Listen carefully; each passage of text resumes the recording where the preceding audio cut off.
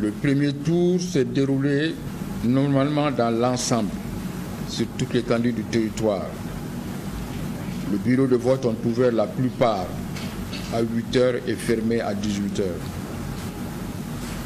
Cependant, pour diverses raisons, certains bureaux n'ont pas pu ouvrir. Par contre, d'autres, après l'ouverture du scrutin, n'ont pas pu fonctionner. Au total, sur 22 147 bureaux de vote, 797 n'ont pas pu ouvrir, ce qui représente 208 508 électeurs, soit 3% du corps électoral. Aussi, je voudrais féliciter tous les acteurs qui ont contribué au bon déroulement du vote sur toute l'étendue du territoire national. Le taux de participation constitue encore un défi à relever par notre démocratie.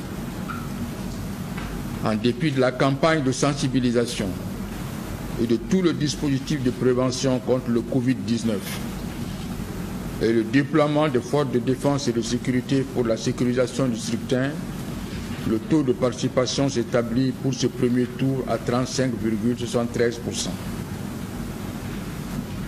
Nonobstant le fait qu'il reste dans les fourchettes que nous avons connues pour les élections législatives organisées depuis 1992, des efforts doivent encore être fournis pour l'améliorer. Il y va de la crédibilité de notre démocratie. Les données ci-dessus se dégagent. Électeurs inscrits, 7 663 464. Nombre de bureaux de vote, 22 147. Votants, 2 738 428. Bulletins nuls, 111 108. Suffrages exprimés, 2 627 320.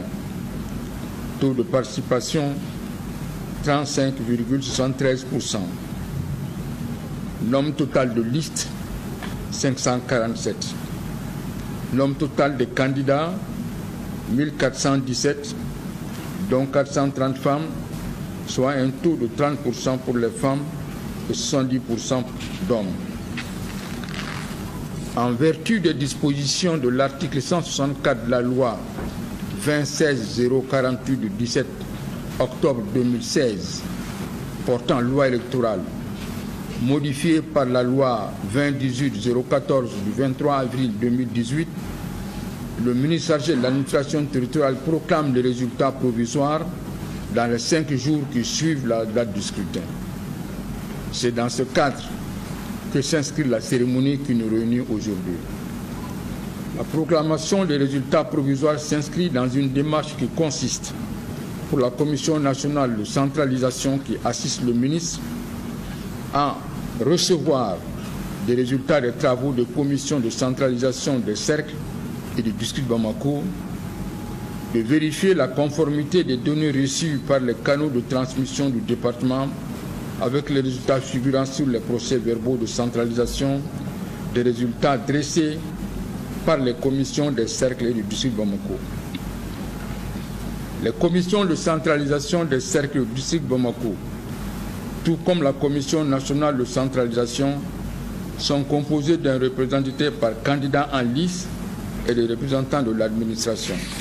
Les résultats provisoires seront transmis à la Cour constitutionnelle, seule compétente pour proclamer les résultats définitifs du scrutin.